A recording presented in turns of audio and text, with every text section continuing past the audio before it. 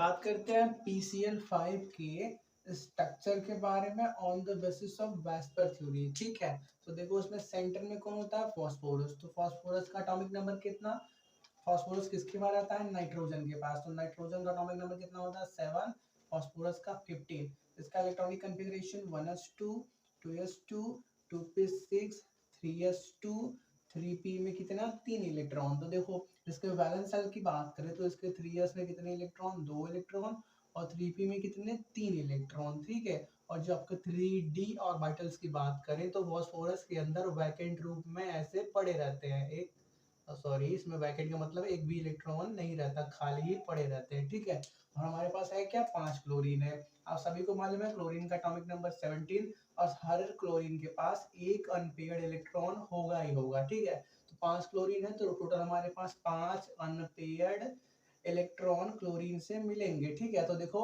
5 unpaired electron है तो यहाँ पे भी 5 अनपेयर्ड इलेक्ट्रॉन होने चाहिए। तो होता क्या है, फास्फोरस अपने एक्साइटेड स्टेट में जाता है और ये वाला इलेक्ट्रॉन यहाँ से जंप करके यहाँ पे आ जाता है। फिर क्या होता है कि सभी ऑर्बिटल्स क्या करते हैं, हाइब्रिडाइजेशन के प्रोसेस से हाइब्रिड ऑर्बिटल बनाते हैं। तो PCl5 के अंदर फास्फोरस का हाइब्रिडाइजेशन क्या हो गया, sp3d हो गया। क्या हो गया, sp3d। 1 2 3 4 5, ये क्या हो गया, sp3d। और हाइब्रिड ऑर्बिटल हमने बना दिया, सभी का नाम sp3d है। देखो ये सब बात हमने हाइब्रिडाइजेशन में बहुत करी है, इसलिए हम बहुत जल्दी जल्दी से कर रहे हैं। ठीक है, तो देखो अब होगा क्या, पांचों क्लोरीन क्या करेंगे, अपने एक एक इलेक्ट्रॉन लेके आएंगे। यहाँ पे देखो हमने डॉटेड से, हम डैशेस से बनाते हैं। ठीक है, क्लोरीन के इलेक्ट्रॉन को ऐसे डैश से बनाते हैं। ये क्लोरीन का एक इलेक्ट्रॉन, ये दूसरा क्लोरीन का एक इलेक्ट्रॉन, ये तीसरा क्लोरीन का एक इलेक्ट्रॉन, ये चौथा क्लोरीन का एक इलेक्ट्रॉन, और ये पांचवा क्लोरीन का एक इलेक्ट्रॉन। सभी ने बॉन्ड बना लिए।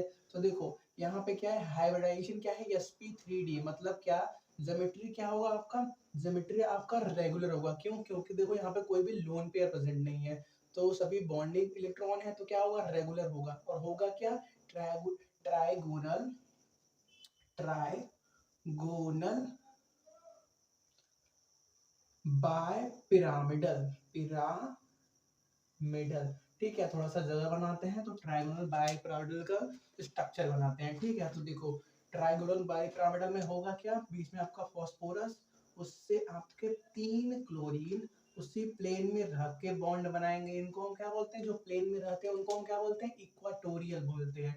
क्या, इक्वाटोरियल बोलते हैं, इक्वाटोरियल बॉन्ड्स बोलते हैं। ये क्या हो गया, ये 3 क्लोरीन प्लेन के अंदर रहेंगे, चौथा क्लोरीन प्लेन के ऊपर, और पांचवा क्लोरीन प्लेन के नीचे रहेगा। ठीक है, तो देखो इनको जो ऊपर नीचे प्लेन के रहते हैं उनको हम क्या बोलते हैं, एक्सियल बॉन्ड बोलते हैं। और जो प्लेन के अंदर रहते हैं उनको हम क्या बोलते हैं, इक्वाटोरियल बोलते हैं। तो देखो यहाँ पे कोई भी बॉन्ड पेयर प्रेजेंट, सॉरी यहाँ पे कोई लोन पेयर प्रेजेंट नहीं है, तो इसका ज्योमेट्री क्या होगा, ट्राइगोनल बाय पिरामिडल ही होगा। ठीक है, अब बॉन्ड एंगल की बात करें तो जो प्लेन के अंदर होते हैं उनके बीच बॉन्ड एंगल कितना होता है, 120।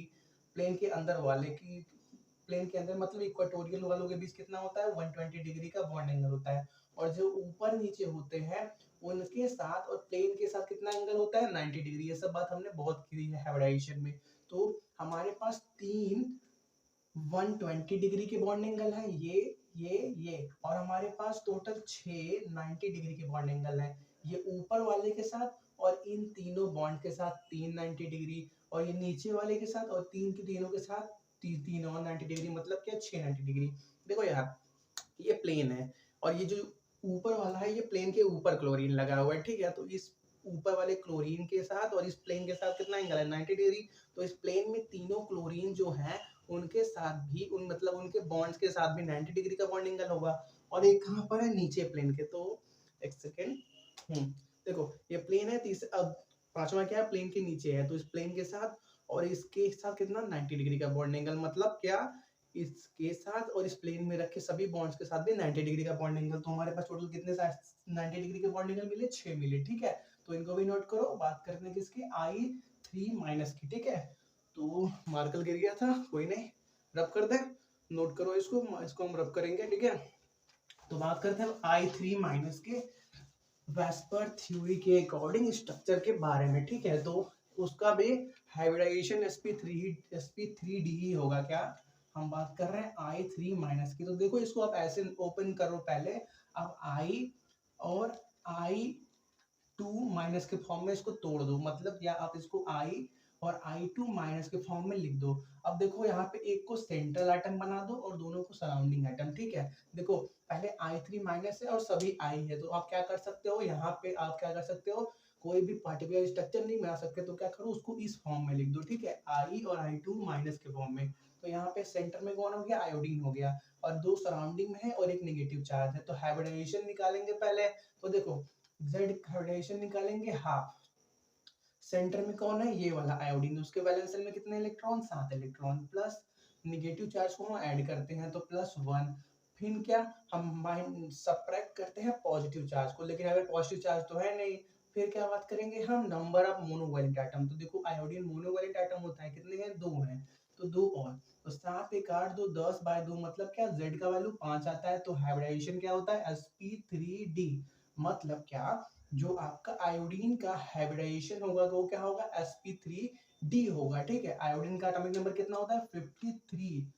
ठीक है, आयोडीन का एटॉमिक नंबर 53 होता है। तो उसका अगर इलेक्ट्रॉनिक कॉन्फ़िगरेशन हम करें, 5s में 2 इलेक्ट्रॉन होते हैं और 5p के अंदर 5 इलेक्ट्रॉन होते हैं, ठीक है। तो आपके 5s के अंदर 2 और आपके 5p के अंदर 5 इलेक्ट्रॉन, 1 2 3 4 और ये 5, और जो आपका 5d होता है इस टाइम पे आयोडीन के अंदर वैकेंट रूप में क्या होता है, प्रेजेंट होता है, 1 2 3 4 और 1 5, ठीक है। तो देखो अभी देखो क्या है, आयोडीन के पास एक अनपेयर्ड इलेक्ट्रॉन है, लेकिन हमारे पास सराउंडिंग में 2 आयोडीन है, मतलब 2 अनपेयर्ड इलेक्ट्रॉन चाहिए बॉन्ड बनाने के लिए।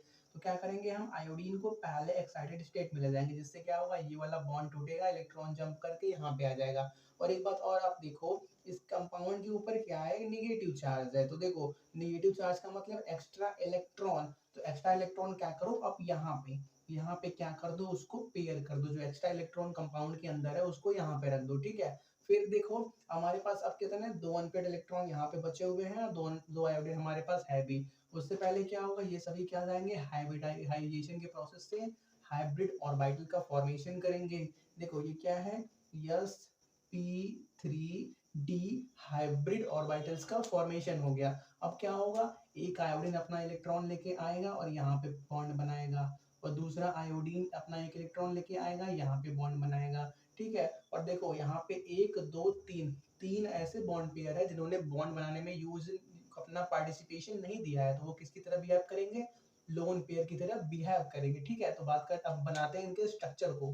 तो देखो हाइब्रिडाइजेशन sp3d आया, मतलब क्या, आपका जो ज्योमेट्री होगा वो ट्रायंगुलर बाइपिरामिडल होना चाहिए था, लेकिन यहाँ पे लोन पेयर भी है, मतलब कुछ डिफेक्ट भी आएगा। तो देखो ट्रायंगुलर बाइपिरामिडल में क्या होता है, आपका एक आयोडीन बीच में रहेगा, और जिससे 3 लोग क्या करेंगे, प्लेन के अंदर रह के बॉन्ड बनाएंगे, और 2 लोग प्लेन के ऊपर नीचे रह के बॉन्ड बनाएंगे, ठीक है।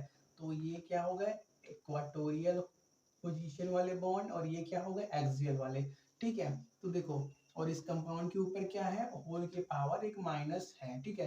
तो देखो पिछले क्लास में हमने आपको एक एग्जांपल कराया था H3O+, उसमें ना जब हमने लास्ट में शेप बनाया था तो ऊपर प्लस का साइन एक बार बना के रब कर दिया था। तो आप करना क्या करना, उसको प्लस के साइन के साथ डिनोट करना, ठीक है, क्योंकि जो भी चार्ज होता है उसको साथ में दिखाना पड़ता है, ठीक है। तो उसको आप क्या कर लेना, सही करेक्ट कर लेना। और यहाँ पे बात करें तो देखो हमारे पास है क्या, 3 लोन पेयर है, तो लोन पेयर को हम ऐसी जगह पे रखते हैं जहाँ पे उनके बीच रिपल्सन मिनिमम हो। अगर हम एक यहाँ पे रखेंगे, एक यहाँ पे हमने लोन पेयर रखा और एक यहाँ पे रखा और एक यहाँ पे रखा, तो इन दोनों के बीच 120 डिग्री का बॉन्ड एंगल, लेकिन इसके बीच और इसके बीच कितना है, 90 डिग्री का। मतलब क्या, ये प्लेन के, ये क्या है, ये वाला बॉन्ड इस प्लेन के अंदर है और ये वाला प्लेन के ऊपर है, इनके बीच और इस बॉन्ड के, इस प्लेन के बीच, इस प्लेन के अंदर वाले बॉन्ड के बीच और इसके ऊपर वाले के बीच कितना बॉन्ड एंगल, 90 डिग्री। मतलब इसमें और इसमें रिपल्सन ज्यादा होगा। तो हम करते क्या है, तीनों लोन पेयर को एक्सियल पोजीशन में क्या करते हैं, रखते हैं, ठीक है। और लोन पेयर हो गया, मतलब क्या, ये बॉन्ड को हटा दो। लोन पेयर क्या होते हैं, लोन पेयर को हम बॉन्ड से डिनोट नहीं करते, लोन पेयर को हम ऐसे डिनोट करते हैं, ठीक है, ऐसे डिनोट करते हैं। तो ये आपका लोन पेयर हो गया 3। और उसके बाद क्या है, हमारे पास 2 आयोडीन जिन्होंने बॉन्ड बनाया था, तो उनको हम एक को ऊपर और एक को नीचे रख देते हैं, ठीक है। तो लेकिन देखो वेस्पर थ्योरी में हम क्या करते हैं, शेप सिर्फ किससे बताते हैं, बॉन्ड पेयर से बताते हैं, ठीक है। तो देखो अब क्या होगा, हम जो एक्चुअल शेप की बात करें तो आयोडीन यहाँ पे होगा, उससे 3 लोन पेयर, एक यहाँ पे लोन पेयर, एक यहाँ पे लोन पेयर, एक यहाँ पे लोन पेयर, उससे 3 लोन पेयर जुड़े होंगे और एक आयोडीन ऊपर और एक आयोडीन नीचे जुड़ा होगा और पूरे कंपाउंड के ऊपर क्या है, एक -1 का चार्ज है। तो देखो अब ये किसकी तरह दिख रहा है, होना क्या चाहिए था ट्रायंगुलर बाइपिरामिडल, लेकिन तीनों लोन पेयर होने की वजह से, प्लेन के अंदर वाले तीनों लोन पेयर होने की वजह से ये क्या बन गया, अब ये कैसा दिख रहा है, लीनियर की तरह, क्या लीनियर शेप की तरह दिख रहा है। और जब कोई भी मॉलिक्यूल लीनियर शेप का होता है तो उनमें बॉन्ड एंगल कितना होता है, बॉन्ड एंगल होता है 180 डिग्री का। तो I3 माइनस के अंदर बॉन्ड एंगल कितना होगा, 180 डिग्री, और उसका ज्योमेट्री क्या होगा, उसका ज्योमेट्री हो जाएगा लीनियर। होना क्या चाहिए, ट्रायंगुलर बाइपिरामिडल, लेकिन लोन पेयर होने की वजह से क्या हो गया, लीनियर ज्योमेट्री हो गया। ठीक है, इनको भी नोट करो। बात करते हैं SCF6 के वेस्पर थ्योरी के अकॉर्डिंग शेप के बारे में। ठीक है, तो देखो इसमें एक यस सल्फर है और 6 फ्लोरीन है। सल्फर सेंट्रल मेटल एटम है, उसका एटॉमिक नंबर 16, इलेक्ट्रॉनिक कन्फिग्रेशन करोगे तो 3s में 2 और 3p में 4 इलेक्ट्रॉन होंगे। 3s में 2 इलेक्ट्रॉन और 3p के अंदर आपके 4, 1 2 3 और ये 4 इलेक्ट्रॉन, और आपके पास 6 फ्लोरीन है और हर फ्लोरीन के पास एक अनपेड इलेक्ट्रॉन होगा। तो हमारे पास टोटल से 6 अनपेयर्ड इलेक्ट्रॉन है फ्लोरीन के वजह से। ठीक है, तो देखो यहाँ पे भी 6 अनपेयर्ड इलेक्ट्रॉन होने चाहिए, लेकिन अभी है कितने, सिर्फ 2 हैं। तो क्या करेंगे, हम सल्फर को पहले एक्साइटेड स्टेट में ले जाएंगे। तो 3s 3p के बाद क्या होता है, 3d वैकेंट सेल के रूप में प्रेजेंट होता है। अब क्या होगा, पहले एक्साइटेड स्टेट में ले गए तो ये वाला बॉन्ड टूटेगा, इलेक्ट्रॉन जंप करके यहाँ पे आ जाएगा। अब देखो अब कितने इलेक्ट्रॉन हुए अनपेड, 4 हुए, मतलब इसको हमको एक बार और एक्साइटेड स्टेट में ले जाना पड़ेगा, सेकंड एक्साइटेड स्टेट में, जिससे क्या होगा, ये वाला भी बॉन्ड टूटेगा, इलेक्ट्रॉन जंप करके यहाँ पे आ जाएगा। तो देखो अब 1 2 3 4 5 6 इलेक्ट्रॉन को हो गए।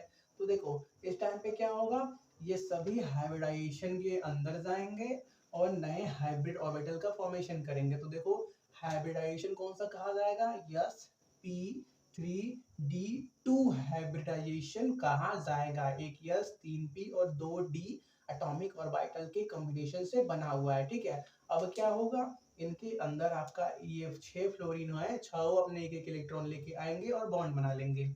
एक फ्लोरीन यहाँ पे, एक यहाँ, एक यहाँ, एक यहाँ, एक यहाँ और एक यहाँ आके बॉन्ड बना लिया। देखो जब आपका हाइब्रिडाइजेशन होता है sp3d2 तो आपका ज्योमेट्री क्या होता है, ज्योमेट्री आपका होता है ऑक्टाहेड्रल।